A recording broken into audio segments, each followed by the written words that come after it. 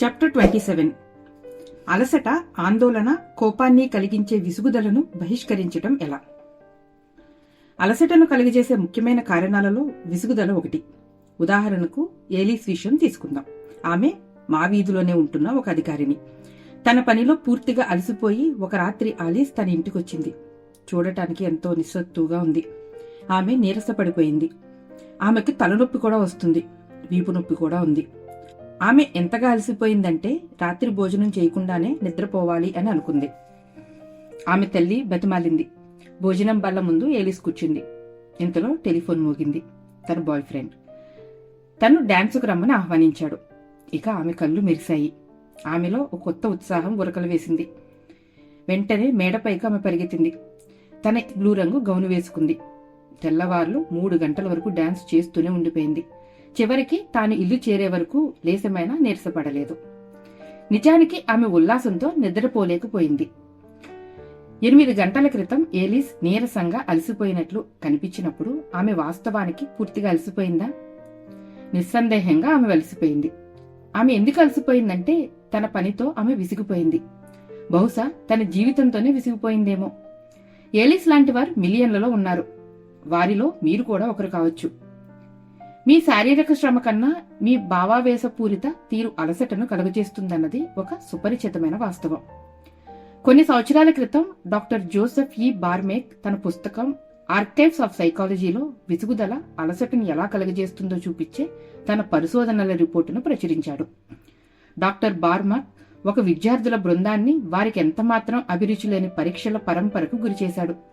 దాని ఫలితం ఆ విద్యార్థులు అలసిపోయారు. నిద్ర ముంచుకొచ్చింది. తలనొప్పి వస్తుందని, కళ్ళు మండుతున్నాయని ఫిర్యాదు చేశారు. కోపంతో మండిపడ్డట్టు అనిపించింది. కొందరి విషయంలో అజీర్ణం కూడా చేసింది. ఇదంతా కల్పనే అంటారా? ముమ్మాటికి కాదు. ఆ విద్యార్థుల మీద మెట్రోబోలిజం పరీక్షలు జరిపారు. ఆ పరీక్షలు ఒక విషయాన్ని నిరూపించాయి. ఒక వ్యక్తి విసుగ్గా ఉన్నప్పుడు అతని శరీరంలోని రక్తపు పోటు, ప్రాణవాయువు వినియోగం నిజానికి తగ్గిపోతాయి. ఆ వ్యక్తి తను చేస్తున్న పనిలో అభిరుచి చూపిస్తూ ఆనందిస్తుంటే మొత్తం జీవక్రియ అంటే మెటబాలిజం వెనువెంటనే పుంజుకుంటుంది. మనం ఉత్తేజంగా, ఉత్సాహంగా ఉన్న పనిని ఏదైనా చేస్తున్నప్పుడు సాధారణంగా అలసిపోము. ఉదాహరణకి లూయి సరస్సు ప్రాంతంలోని కెనడియన్ రాకీస్ కు విహారానికి ఈ మధ్యనే వెళ్లాను. కోరల్ క్రీక్ లో జల్ల చేపలు పడుతూ ఎన్నో రోజులు గడిపాను. దారికడ్డంగా నాకన్నా ఎత్తులో ఉన్న పొదలు, మధ్య మధ్య నేల మీద పడి ఉన్న కలప దుంగలు, వాటిని తప్పించుకుంటూ వాటి మీద పడుతూ లేస్తూ నడిచాను. అలా 8 గంటల పాటు నడిచినా నేను అలసిపోలేదు. ఎందుకంటే నేనెంతో ఉత్తేజంగా, ఉల్లాసంగా ఉన్నాను. మరి నేనేదో ఘనకార్యం చేస్తున్నానన్న భావన నాలో చోటు చేసుకుంది. 6 పెద్ద పెద్ద జల్ల చేపలను పట్టాను. కానీ ఆ చేపలు పట్టడం నాకు విసుగు కలిగించిందని ఒక క్షణం అనుకోండి. అప్పుడు నేనేమని అనుకుంటానో మీరు చెప్పగలరా? 7,000 అడుగుల ఎత్తులో ఎంతో శ్రమ కలిగించే ఆ పని చేస్తూ నేను పూర్తిగా అలసి సొలసి ఉండిపోయేవాణ్ణి. కొండలెక్కటం లాంటి అలసట తెప్పించే కార్యకలాపాల్లో కూడా మీరు పడవలసిన శ్రమ కన్నా మీరు చిరాకు పడటం మీకు అలసట కలుగజేస్తుంది. ఉదాహరణకి మిస్టర్ S.H. కింగ్మెన్ మినీపోలిస్లోని farmers and mechanics savings bank అధ్యక్షుడు నాతో ఒక సంఘటన గురించి ప్రస్తావించాడు. అది ఈ ప్రతిపాదనకు ఒక ఉత్తమమైన ఉదాహరణ. 1953 జూలైలో కెనడా ప్రభుత్వం కెనడియన్ ఆల్పైన్ క్లబ్ వారి ప్రిన్స్ ఆఫ్ వేల్స్ రేంజర్స్ లోని సభ్యులకు పర్వతారోహణలో శిక్షణ ఇవ్వటానికి గైడ్స్ ని ఇవ్వమని కోరింది. ఆ సైనికులకు శిక్షణను ఇవ్వటానికి ఎంచుకున్న గైడ్స్ లో మిస్టర్ కింగ్మెన్ ఒకరు.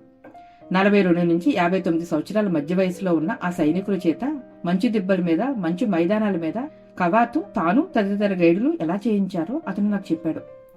వాళ్ళంతా తాళ సాయంతో చిన్న చిన్న చోట్ల తమ కాళ్లను ఉంచి ప్రమాదకరమైన పట్టులను చేతులతో పట్టుకుంటూ 40 అడుగుల ఎత్తులో ఏటపాలుగా ఉన్న కొండ కొమ్మును ఎక్కేటట్టు చేశారు.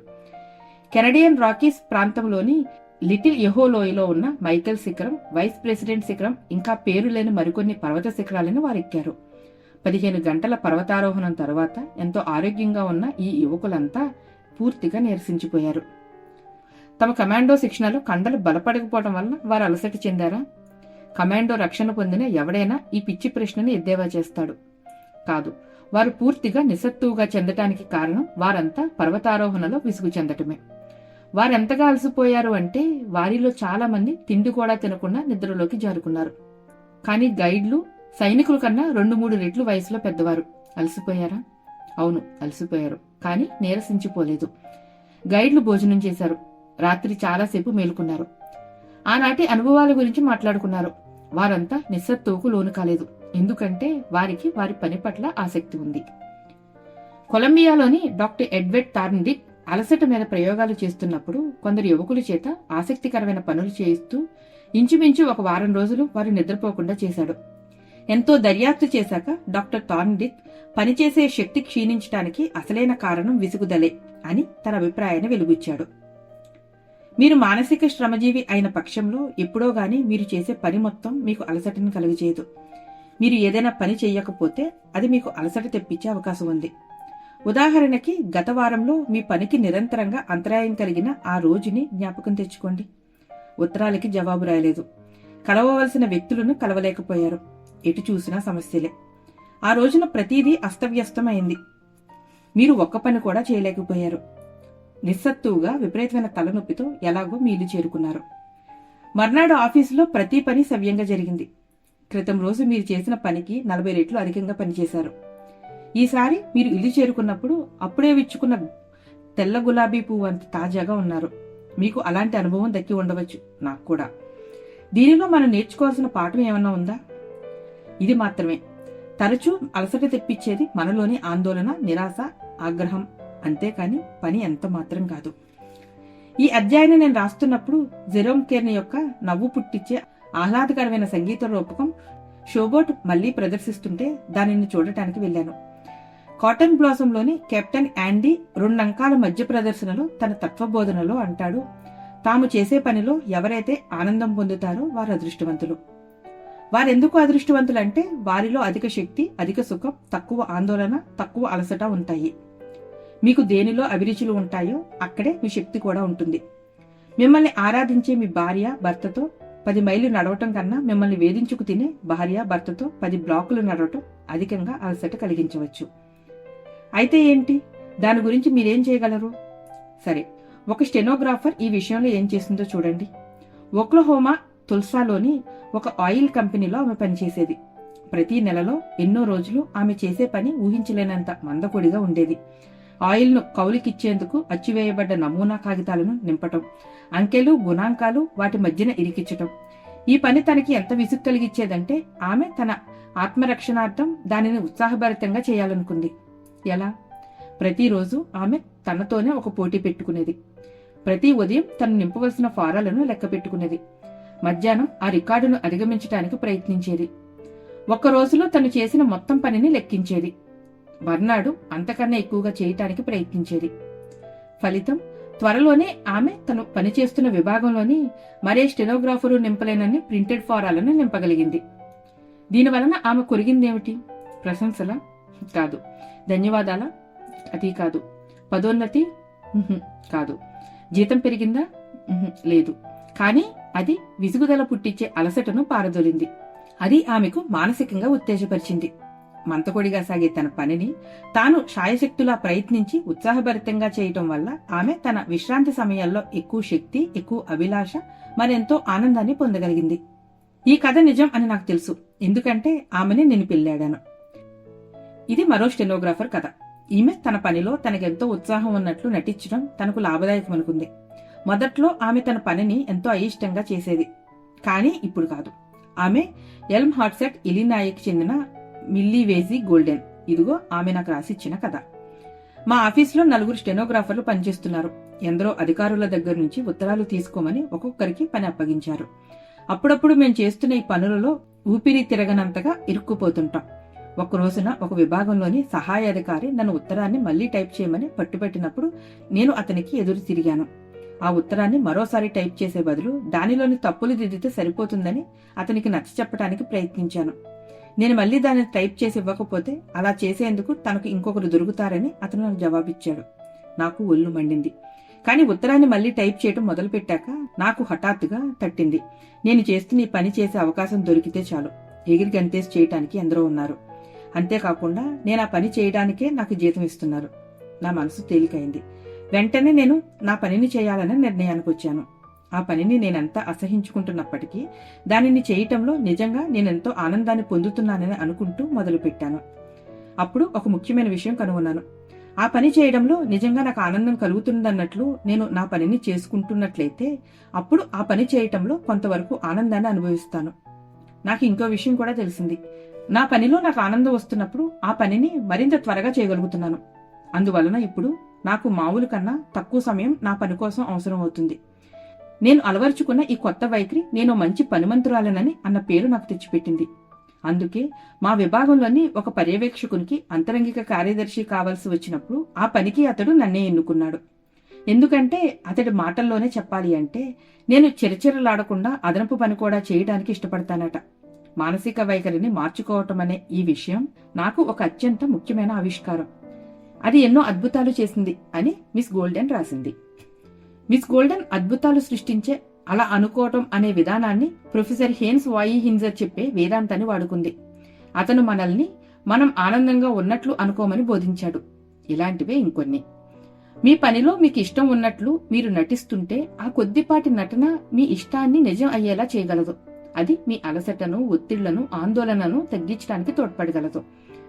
కొన్ని సంవత్సరాల క్రితం హార్లన్ ఏ హోవర్డ్ తీసుకున్న నిర్ణయం అతని జీవితాన్ని పూర్తిగా మార్చేసింది. నీరసంగా సాగుతున్న తన పనిని ఉత్సాహపూరితంగా చేయాలని అతను నిర్ణయం తీసుకున్నాడు. అవును మరి, అతను చేస్తున్న పని అంత మండకొడిది. కంచాలు కడగటం, బల్లలు తొడవటం, కప్పుల్లో ఐస్ క్రీం నింపి తక్కిన పిల్లలు బంతి ఆటలోనో అమ్మాయిలను ఏడిపిస్తూ గడుపుతున్న సమయంలో హైస్కూల్లోని లంచ్ రూమ్ లో పిల్లలందరికీ అందజేయటం. హార్లన్ హోవర్డ్ తన పనిని అసహించుకున్నాడు. కానీ దానినే అంటిపెట్టుకోవాల్సిన అవసరం తనకుంది. అందుకే అతను ఐస్ క్రీం గురించి చదువుకోవాలని తీర్మానించుకున్నాడు. ఐస్ క్రీంను ఎలా చేస్తారు, దానిలో ఏ ఏ ముడి పదార్థాలు వాడతారు, కొన్ని రకాల ఐస్ క్రీములు మిగిలిన ఐస్ క్రీముల కన్నా ఎందుకు బాగుంటాయి, ఐస్ క్రీం రసాయన శాస్త్రాన్ని అధ్యయనం చేశాడు. హైస్కూల్ కెమిస్ట్రీ కోర్సులో అందరికన్నా ముందున్నాడు. అతనికి ఇప్పుడు ఆహార రసాయన శాస్త్రంలో ఎంత అభిరుచి కలిగింది అంటే అతను మేసాచ్యూసెట్స్ స్టేట్ కాలేజీలో చేరి ఫుడ్ టెక్నాలజీలో డిగ్రీ పొందాడు. న్యూయార్క్ కోకో ఎక్స్చేంజి కాలేజీ విద్యార్థులందరి కోసం కోకో, చాక్లెట్లు వాడకాలు అన్న విషయం మీద వ్యాసరచన పోటీ పెట్టి ఉత్తమ రచనకు $100 బహుమతిని ప్రకటించినప్పుడు దానిని ఎవరు గెలుచుకున్నారని మీరు అనుకుంటున్నారు? సరిగ్గా చెప్పారు, హెర్లెన్ హోవర్డ్. అతనికి ఉద్యోగం దొరకటం కష్టమని అనిపించినప్పుడు మేసాచ్యూసెట్స్ హాట్సెట్ లోని తన ఇంటి బేస్మెంట్ లో సొంత ప్రయోగశాలను ప్రారంభించాడు. అది జరిగిన కొంతకాలం తర్వాత ఒక కొత్త చట్టం అమల్లోకి వచ్చింది.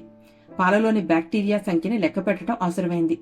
హార్లన్ హే హోవర్డ్ హాట్సెట్ లోని 14 పాల కంపెనీల కోసం పాలలోని బ్యాక్టీరియాని లెక్కించసాగాడు. 2 సహాయకులను తీసుకోవాల్సి వచ్చింది. 25 ఏళ్ల తర్వాత అతను ఎక్కడుంటాడు? ప్రస్తుతం ఆహార రసాయన శాస్త్ర వ్యాపారం నడుపుతున్న వారంతా తమ పదవుల నుంచి వైదొలుగుతారు, లేదా ఈ లోకంలోనే ఉండకపోవచ్చు. వారి ఖాళీ చేసిన స్థానాల్లో నూతన ఉత్సాహంతో ఉరకలు వేస్తున్న యువకులు చేరుతారు. 25 ఏళ్ల తర్వాత హార్లన్ ఏ హోవర్డ్ బహుశా తన వృత్తిలో నాయకుడిగా ఎదగవచ్చు. తాను ఐస్ క్రీం అమ్మిన తన క్లాస్మేట్స్ లో కొందరు రుసరుసలాడుతూ ఉద్యోగాలు దొరకక తమకు లభించిన అవకాశాల కోసం ప్రభుత్వాన్ని కసిదేలా తిట్టుకుంటూ ఉన్నప్పుడు మందకొడి పనిని ఆనందం కలిగించేటట్లు చేయాలనే నిర్ణయం తాను తీసుకోకపోయింటే హార్లన్ ఏ హోవర్డ్ కూడా అవకాశం లభించేది కాదు. అనేక సంవత్సరాల క్రితం ఇంకో యువకుడు ఉండేవాడు. అతను కూడా తన పనితో విసిగిపోయేవాడు. అతని పని ఫ్యాక్టరీలో లేత్ ముందు నిలబడి బోల్టులు తయారు చేయటం. అతని పేరు శ్యామ్. అతని పని మానేద్దామని అనుకున్నాడు. కానీ తనకు ఇంకో ఉద్యోగం దొరకదేమోనని భయపడ్డాడు. ఆ నీరసమైన పని తాను చేయక తప్పదు కనుక శ్యామ్ దానిని ఆనందం కలిగించేదిగా చేయాలని అనుకున్నాడు. అందుకని తన పక్కనే మిషన్ నడుపుతున్న ఒక మెకానిక్ తో పోటీ పెట్టుకున్నాడు. తామిద్దరిలో ఒకరు గరుకుగా ఉన్న ప్రదేశాలని మిషన్ మీద సరిచేసి సానబెడితే ఇంకొకరు ఆ బోల్టులను సరైన డయామీటర్కు కుదిస్తారు. ఇద్దరు మధ్య మధ్య తమ మిషన్లను మార్చుకుని ఎవరు ఎక్కువ బోల్టులు తయారు చేసినది చూసుకుంటారు. ఫోర్మెన్ కు శ్యామ్ పనితనంలోని వేగం, నిర్దుష్టత నచ్చాయి. త్వరలోనే అంతకన్నా మంచి పనిని అప్పచెప్పాడు. వరుసగా అతను పదోన్నతులను పొందడానికి అది ఆరంభం మాత్రమే. 30 సంవత్సరాల తర్వాత శామ్యూల్ వాక్లెన్ బాల్డ్విన్ లోకోమోటివ్ వర్క్స్ కు అధ్యక్షుడయ్యాడు. కానీ తాను తన నీరసమైన పనిని ఇంపైన పనిగా చేసుకోవాలనే నిర్ణయం తీసుకుని ఉండకపోతే అతను జీవితాంతం మెకానిక్ గానే ఉండిపోయేవాడేమో. రేడియో వార్తా విశ్లేషకుడిగా ప్రసిద్ధి చెందిన హెచ్వి కాల్టన్ బోన్ తాను తన మందకొడి పనిని ఇంపైన దానిగా ఎలా చేసింది నాతో ఒకసారి చెప్పాడు. అతడి 22 ఏళ్ల వయసున్నప్పుడు అట్లాంటిక్ ను కెటిల్ బోట్ మీద దాటుతూ దూడలకు నీళ్లు పెడుతూ మేత వేస్తుండేవాడు. సైకిల్ మీద ఇంగ్లాండ్ యాత్ర చేశాక ఆకలితో నకనకలాడుతూ బికారిలా ప్యారిస్ నగరం చేరుకున్నాడు. తన కెమెరాను $5 కుదువు పెట్టి దానితో ప్యారిస్ నుంచి ప్రచురించబడే ద న్యూయార్క్ హెరాల్డ్ పత్రికలో ఒక ప్రకటన ఇచ్చాడు. స్టీరియోప్టికన్ యంత్రాలని అమ్మే పనిని సంపాదించుకున్నాడు. ఆ పురాతనమైన స్టీరియోస్కోప్లను నేను జ్ఞాపకం చేసుకోగలను. వాటిని మన కళ్ళ ముందు ఉంచి పట్టుకోవాలి. మనకి ఒకేలా ఉన్న 2 చిత్రాలు కనిపిస్తాయి. కానీ చూస్తుండగానే ఒక అద్భుతం జరిగింది. స్టీరియోస్కోప్లోని 2 లెన్సులు ఆ 2 చిత్రాలని 3 కొలతలున్న భ్రమను సృష్టిస్తూ ఒకే దృశ్యంగా మార్చేశాయి. ఇకనే నేను ఇంతకు ముందు మీకు చెప్పినట్లుగానే కాల్టన్ బోన్ ప్యారిస్లో ఇంటింటికి తిరిగి ఈ మిషన్లను అమ్మటం మొదలుపెట్టాడు. ఫ్రెంచ్ మాట్లాడటం అతనికి రాదు. కానీ మొదటి సంవత్సరం అతను $5,000 కమిషన్ సంపాదించాడు. ఆ సంవత్సరం అత్యధిక సంపాదన గల సేల్స్ మెన్ గా అతను పేరు పొందాడు. హెచ్వి కాల్టన్ బోన్ ఈ అనుభవం తనలో విజయం సాధించడానికి అత్యవసరమైన గుణాలని పెంపొందించుకోవటానికి తోడ్పడినంతగా హార్వర్డ్లో 1 సంవత్సరం చదువు చేయలేదని నాతో అన్నాడు. అది ఆత్మవిశ్వాసమా? ఆ అనుభవం తర్వాత ద కాంగ్రెషనల్ రికార్డ్ కూడా ఫ్రెంచి గృహిణులకు తాను అమ్మగలిగేవాడినని అతనే స్వయంగా నాతో అన్నాడు. ఫ్రెంచి భాష మాట్లాడటం రాకుండానే అతను విక్రయదారుల్లో ఒక నిపుణుడిగా అయ్యేలా ఎలా మేనేజ్ చేశాడు? సరే, తనకు ఆ ఉద్యోగం ఇప్పించిన యజమాని చేతే అమ్మటం కోసం వాడే మాటలను చక్కని ఫ్రెంచ్లో రాయించి అతను దానిని కంఠస్థం చేశాడు. ఇంటి ముందున్న డోర్ బెల్ మోగించేవాడు. ఇంటావిడ తలుపు తీసేది. తను జ్ఞాపకం చేసుకున్న అమ్మక ప్రసంగం మొదలెట్టేవాడు. అతని ఉచ్చారణ ఎంత ఘోరంగా ఉంటుందంటే అది అందరినీ కడుపుబ్బా నవ్విచ్చేది. ఆ గృహిణికి తన దగ్గరున్న బొమ్మలను చూపించేవాడు. అది ఏదైనా తిరుగు ప్రశ్న అడిగితే తన భుజాలు ఎగరేస్తూ నేను అమెరికా వాడిని అని జవాబిచ్చేవాడు. తర్వాత తన తల మీద టోపీ తీసేసి దానిపైన అతికిచ్చి ఉన్న ఫ్రెంచ్ సేల్స్ స్టాక్ కాపీని చూపించేవాడు. ఆ ఇల్లాలు నవ్వేది. అతను నవ్వుతూ ఇంకొన్ని బొమ్మలను చూపించేవాడు. హెచ్వి కాల్టన్ బోన్ అదంతా నాకు చెబుతూ తనలా పనిచేయటం మరీ అంత సులభం కాదన్న విషయం ఒప్పుకున్నాడు. కేవలం తనలోని ఒకే ఒక గుణం తాను విజయాన్ని సాధించటంలో సహాయపడిందని అతను నాతో చెప్పాడు.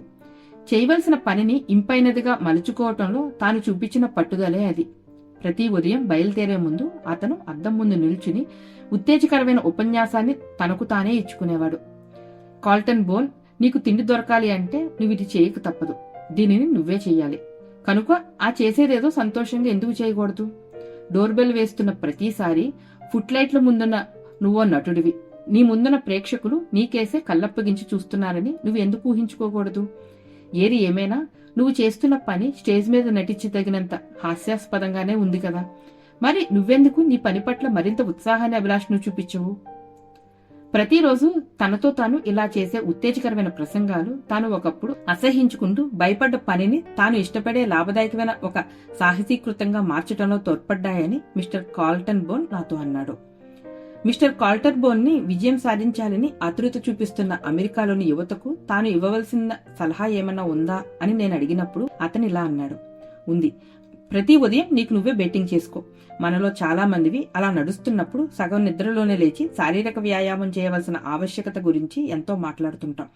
కానీ మనకు అవసరమైనవి, మునుపటి కన్నా ఎక్కువగా కావలసినవి ప్రతిరోజు పొద్దున్న మనల్ని కార్యోన్ముఖులు చేయడానికి మనం చేయవలసిన కొన్ని ఆధ్యాత్మిక, మానసిక అభ్యాసాలు. ప్రతిరోజు నీకు నువ్వే ఒక పెప్ టాక్ ఇచ్చుకో. ప్రతిరోజు నీతో నువ్వే ఉత్తేజకరంగా మాట్లాడుకోవటం తెలివి మాలిన, లోతులేని పిల్లదనపు చేష్ట కాదు, ముమ్మాటికి కాదు. దానికి విరుద్ధంగా ఉన్న ఒక గట్టి మనోవైజ్ఞానిక శాస్త్రం యొక్క సారమది. మన ఆలోచనతోటే మన జీవితం ఏర్పడుతుంది. 18 శతాబ్దాల క్రితం మార్కస్ అరేలియస్ మొట్టమొదటిసారి మెడిటేషన్స్ పై తన గ్రంథంలో రాసిన మాటలు మన ఆలోచనతోటే మన జీవితం ఏర్పడుతుంది. అప్పుడు అవి ఎంత నిజమో అవి ఈనాడు కూడా అంతే నిజం. మీలో మీరు ఒక రోజులోని ప్రతి గంట మాట్లాడుకుంటుంటే మీరు మీ ఆలోచనలను సాహసం, సంతోషం, శక్తి, శాంతి గురించిన ఆలోచనల వైపు మళ్లించగలుగుతారు. కృతజ్ఞతాభావం చూపించాల్సిన విషయాల గురించి మీకు మీరు చెప్పుకుంటుంటే మీ మనసులని ఆకాశంలో ఎగురుతూ పాట పాడే ఆలోచనలతో నింపగలుగుతారు. సరైన ఆలోచనలు చేయగలిగినప్పుడు మీరు ఏ పనిలోనైనా మందకొడితనం తక్కువగా ఉండేటట్లు చేయగలుగుతారు. మీపై అధికారి మీరు మీ పని పట్ల అభిరుచి చూపించాలని అనుకుంటాడు. ఎందుకంటే దాని వలన అతను డబ్బు అధికంగా సంపాదిస్తాడు. కానీ మన బాస్ తనకు ఏమిటి కావాలనుకుంటున్నాడని మనం మర్చిపోతాం. మీరు మీ పని పట్ల అభిరుచి పెంపొందించుకుంటే దాని వలన మీకు వనగూడే ప్రయోజనం ఏమిటో ఆలోచించండి. మీకు మీ జీవితంలో దొరికే ఆనందాన్ని 2 దొరుకుతుందని జ్ఞాపకం తెచ్చుకోండి. ఎందుకంటే మీ జాగృత జీవిత సమయంలో సగం మీరు మీ పని చేయడంలో గడిచిపోతుంది. మరి మీరు చేస్తున్న పనిలో మీకు ఆనందం లభించకపోతే మీకు అది మరెక్కడా దొరకకపోవచ్చు. మీకు మీరు జ్ఞాపకం చేసుకుంటూ ఉండండి. మీ పనిలో మీరు అభిరుచి పెంపొందించుకుంటే అది మీ మనసుని ఆందోళనకు దూరంగా ఉంచుతుంది. కాలక్రమాన మీకు పదోన్నతిని, జీతం పెంపుదలను కలుగజేస్తుంది. ఒకవేళ అది అలా చేయలేకపోయినప్పటికీ అది మీ అలసటను బాగా తగ్గించి వేస్తుంది. మీ విశ్రాంతి సమయంలో మీకెంతో హాయినిస్తుంది.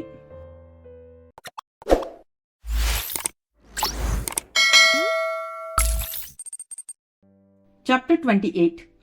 నిద్రలేమి గురించి దిగులు చెందకుండా ఉండటం ఎలా? మీకు సరిగ్గా నిద్ర పట్టకపోతే మీరు ఆందోళన పడతారా? అదే నిజమైతే అంతర్జాతీయంగా ప్రసిద్ధి పొందిన న్యాయవాది శామ్యూల్ అంటర్మయర్ తన జీవితంలో ఒక రాత్రి కూడా హాయిగా నిద్రపోలేదన్న సంగతి తెలుసుకోవటం బహుశా మీకు కుతూహలాన్ని కలుగజేయవచ్చు. శామ్ హంటర్మయర్ కాలేజీకి వెళ్తున్న రోజులలో అతను తనకున్న 2 జబ్బుల గురించి, అవి ఉబ్బసం, నిద్రలేమి, వాటి గురించి దిగులు చెందుతూ ఉండేవాడు. అవి బాగయ్యేవి కావు. అందుకని మిగిలిన ఒక మంచి పని చేద్దామనుకున్న నిర్ణయం తీసుకున్నాడు. తనకు నిద్ర పట్టకపోవటం వల్ల కలిగే లాభాన్ని పొందాలనుకున్నాడు. పక్క మీద అటు ఇటు పొర్లుతూ దిగులుతో విచ్ఛిన్నమయ్యే బదులు అతడు పక్క మీద నుంచి లేచి చదువుకోవటం మొదలుపెట్టాడు. ఫలితం తన క్లాసులన్నిట్లోనూ ఫస్ట్ క్లాస్ మార్కులు తెచ్చుకోసాగాడు. College of the city of న్యూయార్క్ లో అత్యంత ప్రతిభాశాలి విద్యార్థుల్లో ఒకడయ్యాడు. అతను తన న్యాయవాద వృత్తి ప్రారంభించాక కూడా అనిద్ర అతనితో పాటే ఉంది. కానీ అంటర్మేయర్ దిగులు చెందలేదు. అతను అన్నాడు, ప్రకృతి నన్ను చూసుకుంటుంది. ప్రకృతి అదే చేసింది. అతనికి అతి తక్కువ నిద్ర ఉన్నప్పటికీ అతని ఆరోగ్యానికి ఏమి ఇబ్బంది కలగలేదు. న్యూయార్క్ బార్లోని తక్కిన యువ న్యాయవాదులు పడేంత కఠోర శ్రమ అతను కూడా పడగలిగేవాడు. నిజానికి వారికన్నా ఎక్కువ శ్రమించగలిగేవాడు అతను. ఎలాగంటే వారంతా నిద్రపోయినప్పుడు అతను పనిచేసేవాడు. తన 21వ ఏట శామ్ అంటర్మేయర్ సంవత్సరానికి $75,000 సంపాదిస్తుండేవాడు. తదితర యువ న్యాయవాదులు అతని పద్ధతులను ఆకలింపు చేసుకోవటానికి కోర్టు రూములకు పరిగెత్తేవారు. 1931లో ఒక కేసును వాదించినందుకు అంతవరకు ఏ న్యాయవాదికి ఇవ్వనంత మొత్తం బహుశా అతనికే ఇచ్చారు. $10 లక్షలు, అది నగదు రూపంలో. ఇంకా అతన్ని నిద్రపట్టని రోగం పీడించేది. అర్ధరాత్రి వరకు చదువుకునేవాడు. మళ్లీ తెల్లవార 5 గంటలకల్లా నిద్రలేచి ఉత్తరాలను డిక్టేట్ చేసేవాడు. ఎంతో మంది తమ పని ఇంకా మొదలు పెడతారనగా అతని పని ఇంచుమించు సగం అయిపోయేది. ఒక్క రాత్రి కూడా హాయిగా నిద్రపోని ఈ వ్యక్తి 81 సంవత్సరాలు బతికాడు. కానీ అతను తనకున్న అనిద్ర రోగం గురించి రుసరుసలాడుతూ బెంగపడుతూ ఉంటే బహుశా అతను తన జీవితాన్ని నాశనం చేసుకునేవాడేమో. మన జీవితంలో 3వ వంతు భాగం మనం నిద్రలో గడుపుతాం. అయినా నిద్ర అంటే ఏమిటో నిజంగా ఎవరికీ తెలియదు.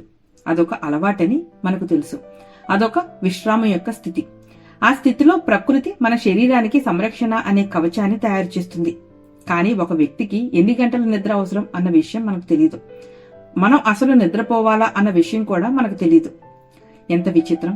మొదటి ప్రపంచ యుద్ధంలో హంగేరియన్ సైనికుడైన పాల్గన్ మెదడు ఫ్రంటల్ లోబ్ గుండా గుండు దూసుకుపోయింది. కానీ అతడు బతికి బయటపడ్డాడు. ఆశ్చర్యంగా అతనికి నిద్ర పట్టడం మానేసింది. డాక్టర్లు ఎంతగా ప్రయత్నించినప్పటికీ అన్ని రకాల నిద్ర మందులు, మత్తు మందులు వాడారు. చివరికి హిప్నటిజం కూడా. పాల్కర్ని మాత్రం నిద్రపుచ్చలేకపోయారు. మగతలోకి కూడా అతన్ని జార్చలేకపోయారు. డాక్టర్లు అతను అట్టే కాలం బతకడని అన్నారు. కానీ అతడు వాళ్ళకి డోకా ఇచ్చాడు. తనలో ఉద్యోగాన్ని అతను సంపాదించుకున్నాడు. మంచి ఆరోగ్యంతో ఎన్నో సంవత్సరాలు బతికాడు. పక్క మీద పడుకుని కళ్ళు మూసుకుని విశ్రమించేవాడు. కానీ అతనికి నిద్ర పట్టేది కాదు. అతని కేసు వైద్యశాస్త్రంలో ఒక రహస్యంగా మిగిలిపోయింది. నిద్ర గురించి మనకున్న నమ్మకాలను తోసిరాచింది. కొందరికి మిగిలిన వారికన్నా నిద్ర ఎక్కువ అవసరం. టాస్ కానినీకి రాత్రి 5 గంటల నిద్ర కావాలి. కానీ కాల్విన్ కూలీస్కి అతనికి 2 అవసరం ఉంది. ప్రతి 24 గంటల్లో కూలీస్ 11 గంటల సేపు నిద్రపోయేవాడు. మరోలా చెప్పాలి అంటే టాన్ కానిని సుమారు తన జీవితంలో 5వ వంతు నిద్రపోతే కూలీస్ తన సగం జీవితం నిద్రలో గడిపేవాడు. నిద్ర పట్టకపోవటం గురించి మీరు దిగులు పడితే అది మీ అనిద్ర కన్నా ఎక్కువ బాధను మీకు కలుగజేస్తుంది. ఉదాహరణకి నా విద్యార్థుల్లో ఒకడు న్యూజెర్సీలోని రోజ్ ఫీల్డ్కి చెందిన ఇరా సెండర్ని దాదాపు ఆత్మహత్య చేసుకునేటట్లు అతని దీర్ఘకాల నిద్రలేమి పురుగొల్పింది. నాకు పిచ్చి ఎక్కువవుతున్నట్లు నిజంగా అనిపించింది. ఇరా సెండర్ నాతో అన్నాడు, అసలు సమస్య ఏమిటంటే మొదట్లో నేను గాఢంగా నిద్రపోయేవాడిని. అలారం మోగినప్పటికీ నాకు మెలకు వచ్చేది కాదు. దాని ఫలితంగా పొద్దున్న ఆఫీస్ చేరడం ఆలస్యం అవుతూ ఉండేది. దాని గురించి నేను ఆందోళన చెందాను. నా పై అధికారి కూడా నేను సమయానికి ఆఫీసుకు చేరుకోవాలని వార్నింగ్ ఇచ్చాడు. నేను అలా ముద్ర నిద్రపోతుంటే నా ఉద్యోగం ఊడిపోతుందన్న విషయం గ్రహించాను. నా స్నేహితులతో ఈ విషయం చెప్పాను. నేను నిద్రపోయే ముందు అలారం క్లాక్ వైపు నా ధ్యాసని అంతా ఉంచమని ఆ మిత్రులలో ఒకడు నాకు సలహా ఇచ్చాడు. అదే నా అనిద్ర రోగానికి దారితీసింది. ఆ దరిద్రపు అలారం గడియారం చేసే టిక్ టిక్ టిక్ టిక్ శబ్దాలు నా మనసును పూర్తిగా ఆక్రమించేశాయి. అది నన్ను అటు ఇటు పొర్లుతూ రాత్రంతా మేల్కొనేలా చేసింది. మర్నాడు తెల్లవారాక నేను దాదాపు రోగినయ్యాను. అలసట, ఆందోళనతో నాకు జబ్బు చేసింది. ఇలా ఓ 8 వారాలు సాగింది. నేను పడ్డ చిత్రహింసను మాటలతో పెట్టలేను. నాకు పిచ్చి ఎక్కుతుందన్న విశ్వాసం కలిగింది. అప్పుడప్పుడు గంటల కొద్దీ నేల మీద పచారులు చేసేవాడిని. కిటికీలోంచి బయటకు గెంతి నా ఇబ్బందులన్నిటికీ ఒకేసారి మంగళం పాడేద్దామని ఒకసారి నిజంగా మనసులో అనుకున్నాను. చివరికి చాలా కాలంగా నాకు తెలిసి ఉన్న ఒక డాక్టర్ దగ్గరికి వెళ్ళాను. అతను అన్నాడు, ఇరా, నీకు నేను ఎటువంటి సహాయం చేయలేను. ఎవరూ కూడా నీకు సాయపడలేరు. ఎందుకంటే ఇదంతా నీకు నువ్వే కోరి తెచ్చుకున్నావు. రాత్రిలో పడక మీదకి వెళ్ళు. నీకు నిద్ర రాకపోతే ఇక ఆ విషయం మర్చి నీకు నువ్వే చెప్పుకో. నాకు నిద్ర పట్టకపోతే పోని, నేనెందుకు బాధపడాలి? నేను తెల్లార్లు మేలుకున్నా నాకు వచ్చే నష్టమేమీ లేదు. కళ్ళు 2 మూసుకుని అను. నేను పడుకుని దాని గురించి దిగులు చెందినంతకాలం ఎలాగోలా నాకు విశ్రాంతి లభిస్తుంది. నేను అలాగనే చేశాను అన్నాడు సెండర్. 2 వారాల తర్వాత నాకు నిద్ర పట్టసాగింది. 1 నెలలోపే రోజుకి 8 గంటలు నిద్రపోసాగాను. నా నరాలు స్వాధీనంలోకి వచ్చాయి. ఇరా సెండర్ని పట్టిపీడించింది నిద్ర పట్టకపోవటం అన్న రోగం కాదు, నిద్ర పట్టడం లేదే అని అతను పడ్డ ఆందోళన. షికాగో విశ్వవిద్యాలయంలో ప్రొఫెసర్ డాక్టర్ నెథేనియల్ క్లిట్మెన్ నిద్రపైన ఇతరులకు ఎవరూ చేయలేనంత పరిశోధన చేశాడు. నిద్ర విషయంలో నిపుణుడైన అతను నిద్రలేమి వలన ఎవరూ మరణించడం తనకు తెలియదని ప్రకటించాడు. నిశ్చయంగా ఒక వ్యక్తి తనకు నిద్ర పట్టడం లేదన్న బెంగతో తనలోని రోగనిరోధక శక్తి క్షీణింపగా రోగాణువులకి బలి అవుతాడు. కాని అతనిలోని ఆందోళన అతని వినాశనానికి కారణమైంది. అతని అనిద్ర చేత కాదు. నిద్ర పట్టడం లేదన్న బెంగతో ఉన్న జనం సాధారణంగా తాము ఊహించినంతసేపు అధికంగా నిద్రపోతారని డాక్టర్ క్లీట్మెన్ కూడా అన్నాడు. గత రాత్రి నా కంటి మీద కునికేలేదు అని ఒట్టు పెట్టుకునే మనిషి తనకు తెలియకుండానే బహుశా ఎన్నో గంటలు నిద్రపోయి ఉండవచ్చు. ఉదాహరణకి 19వ శతాబ్దపు గొప్ప మేధావుల్లో ఒకరైన హార్బర్ట్ స్పెన్సర్ గోటక బ్రహ్మచారి ఒక వసతి గృహంలో నివసిస్తూ తన నిద్రలేమి గురించి అదే పనిగా మాట్లాడుతూ అందరికీ విసుగు తెప్పించేవాడు. తన నరాలని శాంతింపజేయటానికి రణగుణ ధ్వనులు తప్పించుకోవటం కోసం చెవుల్లో దూది పెట్టుకునేవాడు. నిద్ర పట్టడం కోసం అప్పుడప్పుడు నల్లమందు తీసుకునేవాడు. ఒక రాత్రి అతను ఆక్స్ఫర్డ్ ప్రొఫెసర్ సేస్తో హోటల్లోని ఒకే గదిలో ఉండవలసి వచ్చింది. మర్నాడు ఉదయం స్పెన్సర్ తనకు గత రాత్రి అసలు నిద్ర పట్టలేదని అన్నాడు. వాస్తవానికి రాత్రంతా కునుకుదీయని వ్యక్తి ప్రొఫెసర్ సేస్ స్పెన్సర్ పెట్టిన గురక వలన పాపం అతను రాత్రంతా జాగారణ చేయవలసి వచ్చింది. రాత్రి మంచి నిద్ర పట్టడానికి భద్రతాభావం మొట్టమొదటి ఆవశ్యకత. మనకన్నా గొప్పదైన ఏదో శక్తి మనల్ని మర్నాటి పొద్దుటి వరకు రక్షిస్తుందన్న భావన మనం కలిగి ఉండాలి. గ్రేట్ వెస్ట్ రైడింగ్ ఎసలియం మనోవైద్యశాలలో పనిచేస్తున్న doctor Thomas Hyslop British medical association వారిని ఉద్దేశించి చేసిన తన ప్రసంగంలో ఈ విషయాన్ని ధృవపరిచాడు. అతను అన్నాడు, ఎన్నో సంవత్సరాల ప్రాక్టీస్ తర్వాత నేను గ్రహించిన విషయం ఏమిటంటే నిద్రపుచ్చే అత్యుత్తమ సాధకాలలో ప్రార్థన ఒకటి. నేను ఈ విషయాన్ని ఒక వైద్యుడి దృష్టికోణంలోంచి చూస్తూ అంటున్నాను. ఎవరైతే తరచూ ఒక అభ్యాసంగా ప్రార్థన చేస్తుంటారో వారి మెదడు నరాలని శాంతింపజేసే ఒక సంపూర్ణమైన సామాన్య సాధకంగా మనం ప్రార్థనను భావించవచ్చు. ఆ భగవంతుని స్మరించుకో, భారం అంతా అతనిపై వేయి. జీనెట్ మెక్డొనాల్డ్ తాను దిగులుతో కుంగిపోయి ఉన్నప్పుడు తనకు నిద్ర పట్టడం కష్టమయ్యేది అని నాతో చెప్పింది. తను అప్పుడు బైబిల్లోని 23వ ప్రార్థన మళ్లీ మళ్లీ చేస్తూ తప్పక భద్రతాభావాన్ని పొందేదానని అంది. ఆ భగవంతుడే నా మార్గదర్శకుడు. నా దగ్గర లేనిదంటూ ఏదీ లేదు. అతను పచ్చని మైదానాలలో నన్ను పరుండు పెడతాడు. ప్రశాంతంగా పారుతున్న నదీ జలాల పక్కగా నన్ను నడిపిస్తాడు. కానీ మీరు ధర్మపారాయణులు కాక పనులన్నీ కఠిన రీతిలో నిర్వహించాలి అంటే అప్పుడు శారీరక చర్యల ద్వారానే విశ్రమించడం ఎలాగో నేర్చుకోండి. రిలీజ్ ఫ్రమ్ నెర్వస్ టెన్షన్ అన్న గ్రంథ రచయిత డాక్టర్ డేవిడ్ హెరాల్ఫింగ్ మీ శరీరంతో మీరు స్వయంగా మాట్లాడటమే అది చేయడానికో అత్యుత్తమమైన మార్గం అని అంటాడు. డాక్టర్ ఫింక్ చెప్పిన ప్రకారం అన్ని రకాల హిప్నోసిస్ కు మాటలే మూలం. తరచూ మీకు నిద్ర పట్టకపోతే మీతో మీరు నిద్ర పట్టడం లేదని అన్నారన్నమాట. మీకు మీరు డీహిప్నటైజ్ చేసుకోవటం ద్వారా దీనిని నిరర్ధకం చేయవచ్చు. మీ శరీరంలోని నరాలతో సంభాషణ జరుపుతూ మీరు దీనిని చేయగలరు. పట్టుబతలండి, వదిలేయండి, సడలించండి, విశ్రాంతి తీసుకోండి. మన కండరాలు ఒత్తిడికి లోనవుతున్నప్పుడు మన మెదడు నరాలు ఉపశమనాన్ని పొందలేమన్న సంగతి మనకు ముందే తెలుసు. అందుకే మనం నిద్రపోవాలనుకున్నప్పుడు మన కండరాలతో మొదలు పెట్టాలి. కాళ్ల మీద పడే ఒత్తిడిని సడలించడానికి మోకాళ్ళ కింద ఒక దిండును ఉంచమని, అలాగే భుజాల కింద ఆ కారణం చేతే చిన్న దిండ్లు దూర్చమని డాక్టర్ ఫింక్ మనకు సలహా ఇచ్చాడు. ఆచరణలో ఇది పనిచేస్తుంది. మనం మన దవడను, కళ్ళను, భుజాలను, కాళ్లను సడలించుకోమని చెప్తూ పోతుంటే చివరికి మన నిద్రలోకి అసలు ఏం జరుగుతుందో అని తెలుసుకునే లోపలే జారుకుంటాం. నేను ఇది చేశాను, నాకు తెలుసు. నిద్ర పట్టకపోవటం అనే రోగానికి ఒక అత్యుత్తమమైన చికిత్స మీకు మీరు శారీరకంగా అలసిపోవటం. తోట పని చేస్తూనో, ఈదటం వలనో, గోల్ఫ్, టెన్నిస్, మంచు మీద జారే ఆటలాడటం వలనో, ఏదీ కాకపోతే బాగా అలసట తెప్పించి ఏ సాధారణమైన పని చేస్తున్నో మీరు అలసిపోవచ్చు. థియోడర్ డ్రేజర్ అచ్చంగా అదే చేశాడు. యువ రచయితగా నిలదొక్కుకోవటానికి శ్రమిస్తున్న రోజుల్లో అతడు తనకున్న అనిద్ర గురించి ఆందోళన చెందేవాడు. అందుకే న్యూయార్క్ సెంట్రల్ రైల్వేలో సెక్షన్ హెడ్ గా ఉద్యోగం సంపాదించాడు. రోజంతా మేకులు దెక్కొడుతూ కంకరను ఎత్తుపోస్తూ ఎంతగా అలసిపోయేవాడంటే కనీసం అన్నం తినేంత వరకైనా మేలుకుని ఉండలేకపోయేవాడు. మనం పూర్తిగా అలసట చెంది ఉన్నప్పుడు ప్రకృతి మనం నడుస్తున్నా నిద్రపోయేలా బలవంతం చేస్తుంది. ఉదాహరణకి నాకు 13 ఏళ్ల వయసున్నప్పుడు మా నాన్న బండి నిండా లావుపాటి పందులను నింపి మిసూరీలోని సెయింట్ జోకి తీసుకెళ్లాడు. తనకు 2 రైల్వే పాసులు ఉచితంగా దొరకటం వలన తనతో కూడా నన్ను లాక్కుని వెళ్లాడు. అంతవరకు 4000 జనాభా దాటిన ఏ పట్నం నేను వెళ్లి ఉండలేదు.